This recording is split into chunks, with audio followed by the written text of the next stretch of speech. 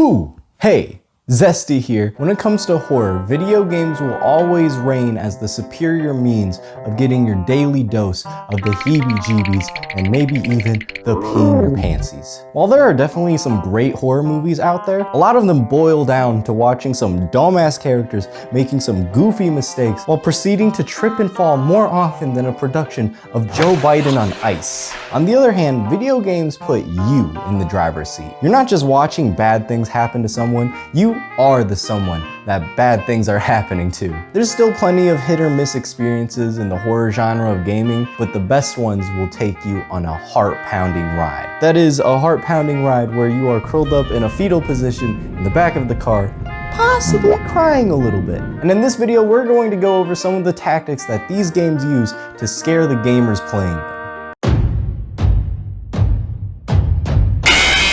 Spoiler alert for all of these games here. Before we get into how to scare the player, we need to distinguish two important terms: fright and fear. Fright is a very brief experience of displeasure. You get shocked with a sense of panic, but it disappears soon after. On the other hand, fear is lasting. Fear is the uneasy sense of dread looming over you as you play a game. It's what causes your desire to quit to conflict so strongly with your desire to keep going. While fright is, shit, fear is, shit. Even though at face value, the first option seems a lot scarier, the best horror experiences will actually lean more into the second one. Fright can definitely still be present. In fact, sprinkling a little bit of fright into your bowl of fear soup will make it even better. But a genuinely scary game will force you into a state of fear and dread. The atmosphere of a game is its first means of setting up the player's sense of fear. Before any of the actually scary things begin happening, you have to set the tone of the experience through the player's surroundings, both visually and auditorily. And in a lot of ways, I think sound design actually takes the forefront here. I mean, setting the tone visually is really easy. You just gotta make it dark. Like, really dark. Turn down that exposure slider, just cover the place in shadows and make sure you can't see more than 5 feet in front of you. And then you can throw a blood splatter here, scribbled writing over there, mysterious liquid there. There you go.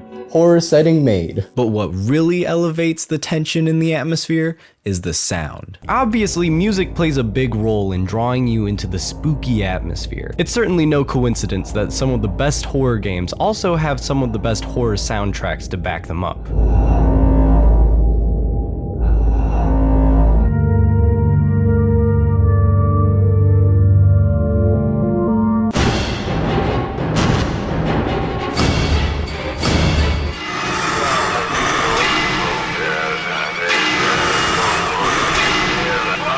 But even simple sound effects can play a major role in drawing out the player's fear. A terrifying scream, a distant noise that may or may not be a monster trying to rip you to shreds. Amnesia: The Dark Descent uses sound to elevate the horror of the game in a really cool way. As your character loses sanity, you start to hear more random sounds, from voices to an extra set of footsteps that aren't actually coming from anything.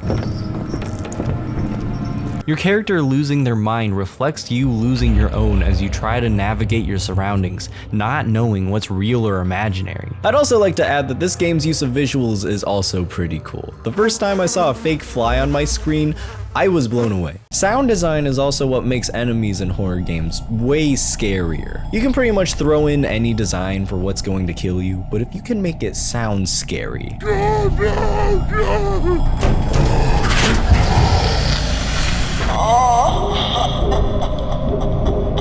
Even if you can't see the enemy, now you have a sound to associate with your impending demise. A sound that can both be initially frightening and put you in a state of fear as it grows closer.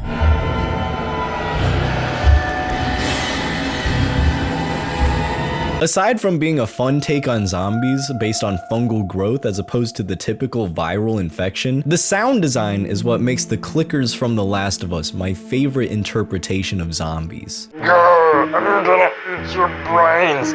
Yeah, not scary. But the clickers' use of croaks and clicks to navigate their surroundings is intimidating as hell, whether they're nearby or far away. hearing their clicks lets you know instantly that you're fucked. Not to mention, these dudes are blind. You should have a clear advantage over them, but you don't, because the slightest noise from you and they will literally rip your face off.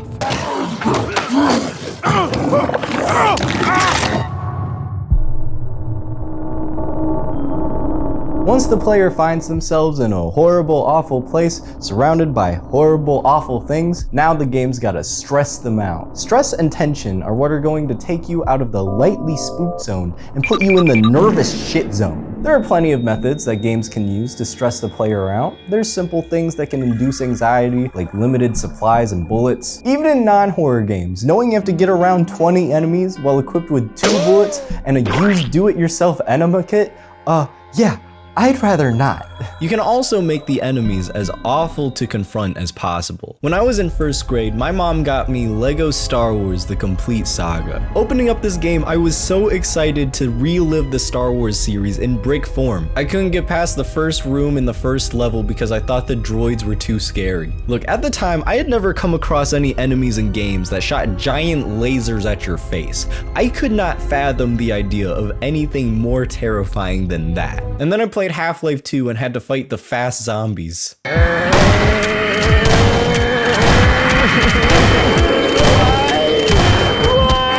Dead Space is one of the smartest horror games ever because the enemies can only be killed by severing their limbs. Nothing quite gets your heart racing like a necromorph popping out at you and having to keep your cool as you line up your shots. What's worse than enemies that are hard to kill? Enemies that you can't kill. No amount of bullets or shotgun shells or rockets are gonna save you from these guys. All you can do is run and hope that you can breathe for 5 minutes before they find you again. Mr. X, every enemy from Outlast, the moon from Majora's Mask fits in here too, probably. In Resident Evil Biohazard, your gun is not your means of killing the enemies. It's just there to tickle the enemies, hopefully for long enough for you to get around them. And you can't talk about enemies like these without talking about SCP Containment Breach. This game is built on scary enemies that you can't do anything about, like SCP-049, also known as the Plague Doctor, who chases you down to the deepest depths of the facility, trying to kill you and perform surgery on you. SCP-173 plays by Weeping Angel rules and can only move when you're not looking at it, even if it's for just a blink. 106 comes out of a portal and touching him sends you to a pocket dimension. The game is so scary that your computer might not even want to play it. One of the things that stresses me out most in games is when arbitrary tasks take a long time to complete. It already stresses me out having to wait through this entire thing normally, but then add in the element of something trying to kill me. Amnesia makes you do a lot of things by hand. You pick up and move objects by hand, you open doors by hand, turn that wheel by hand. It's kind of subtle, but having to do these things yourself as opposed to just pressing a button and it happening automatically adds just enough time to build the tension. On the opposite end of the spectrum, Alien Isolation is not subtle about taking its time at all. Need to use the computer? Gonna have to wait for it to boot up. Opening the door? Gotta take time to pull that lever. Need to get to the lever to open the door? Gonna have to bust out your torch and slice it open by hand, so you can take time to pull the lever. Oh, you wanna save your game? You better believe it's gonna slowly count to 3 before it can finish. And at all of these points, you are completely vulnerable to dying. Some of this might sound tedious, and at times it definitely can be, but overall, when it's used effectively, that extra second the game makes you take is enough to make the epinephrine in your system go bananas. With all this talk about creating tension and scaring the player, I'd like to take some time to discuss jump scares. Overall, jump scares are a cheap means of getting a scare out of the player. They can be used to induce fright, but on their own, they likely will not be able to create a sense of fear. I'm gonna say it, Five Nights at Freddy's is not a scary game. The jump scares might spook you a little at first, but after a couple of those, it just turns into a normal game with a higher than average amount of screaming in your face. This isn't to say that it's a bad game or that it isn't any fun. It's probably just not going to be effective at keeping you in a state of fear throughout the duration of your time playing it. With that said, jump scares are, however, a good means of keeping players on their toes. Like every time a necromorph jumps out of a vent into my face, of course I hate that and I am scrambling to line up my shot so I can remove this creature from existence as soon as possible. Jump scares like these work even when they happen over and over again because Dead Space is already a terrifying game. But when jump scares are a game's go-to means of scaring the player, it starts to lose its effect over time. They're most effective when they're used as a little garnish. They should be there to add a little bit of flavor, but jump scares shouldn't be the main course if you're going for the best horror experience. Shocking? Not as shocking as this. One of the best ways to keep players in a state of fear throughout a game is to constantly force them into the unknown. If they start to feel safe or that they have a situation under control, pull that feeling out from under them. Doki Doki Literature Club does this so effectively. You play through half the game like it's a happy, cutesy, nothing bad happening here visual novel, and then characters start dying. The game's content takes on a much darker tone. It starts glitching and adding or removing files on your actual computer. From that point on, you have no idea what to expect. Is the room going to tilt? Is the game going to start moving your mouse? Is Yuri going to give you a twitching death stare? Continuing through the story is so much fun, yet so unnerving because it keeps taking you in unexpected directions. Playing the game, you start to get the sense that it's genuinely cursed, and it's all so well written that I probably wouldn't have even been surprised if one of the characters crawled out of my screen to drag me in. I know I keep bringing up Alien Isolation, but it just does so many things well, this included. While the game does start to lose a bit of steam after the first few hours, I think it pulls a very smart sort of reset on itself. You deal with this threat of the alien xenomorph for the first few hours, and then in a climatic moment, you jettison it into space. At this point, you breathe a sigh of relief, the main threat is gone, you're safe. I mean, you still have to deal with these assholes, but they're nothing compared to this. You keep going and you find out, oh, there's another one. Actually, there's a lot of them. PT is one of the most impressive horror games in my opinion because of its very creative use of a looping hallway. You go through it the first time thinking you're just exploring a standard, albeit possibly haunted house, but then you go down some steps and open the door at the end just to find yourself at the beginning of the same hallway. You keep going through this looping cycle, but every time the game brings you back to this familiar place, it turns it on its head with a meat fridge hanging from the ceiling, a radio addressing the player,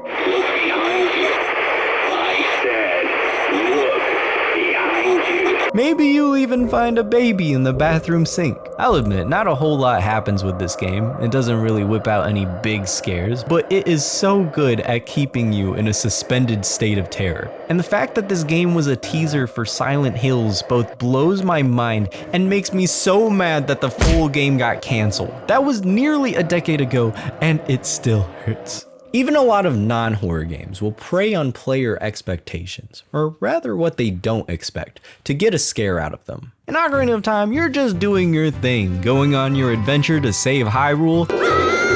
You gather your magic stones, you get the Master Sword, you travel 7 years into the future, and what the fuck? What the fuck?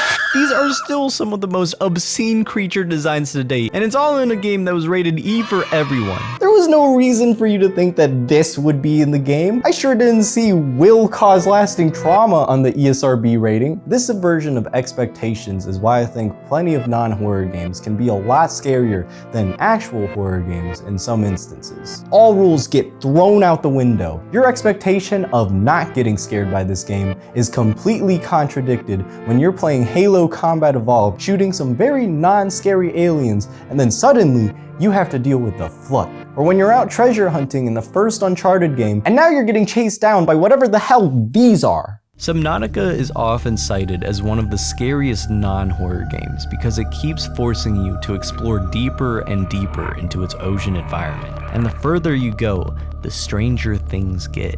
The first time you dive into that abyss, you don't know what you'll find. You just know that it can't be good. Case in point, plunging characters into the unfamiliar and playing against what they may or may not expect is one of the most effective ways of instilling fear. So these are the tools that games use to scare the player: setting the atmosphere, creating stress and tension, and subverting player expectations. All of these things create a sense of fear, and when they're put together, they culminate into the piano from Super Mario 64.